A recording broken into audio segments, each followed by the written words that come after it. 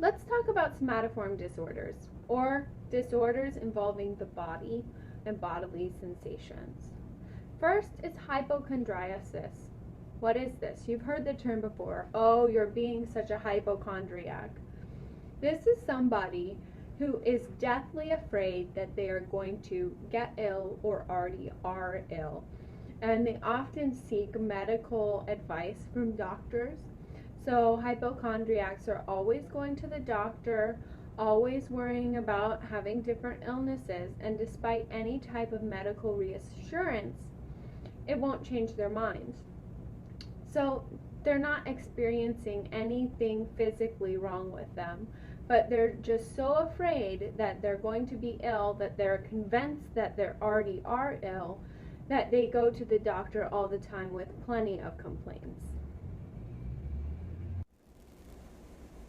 Unlike hypochondriasis, somatoform disorder patients actually have physical symptoms, but there seems to be no medical explanation for where they're coming from.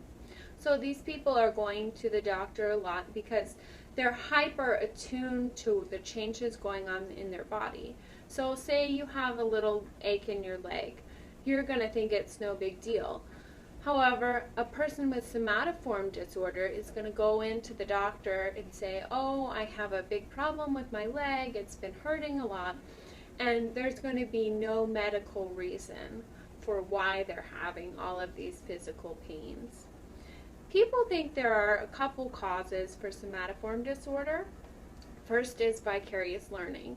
So if they see someone, their mother perhaps, has been sick as they were a child, they're imitating this behavior for secondary gains. What are secondary gains? Well, when you're sick, everybody brings you soup, everyone's nice to you, you get to stay in bed all day. So there are some benefits, although they're not consciously doing this. There is a strong correlation between somatoform disorder and antisocial personality disorder, but no one knows quite why. So theories are that it's a different manifestation of the same gene in different sexes, whereas women will have somatoform disorder, men will become antisocial. So perhaps this is a reason, but nobody quite knows why. Let's discuss what the difference is between hypochondriasis and somatoform disorder.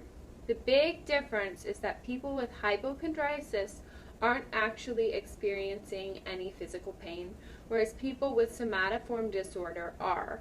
They're experiencing a lot of pain and they don't know where it's coming from.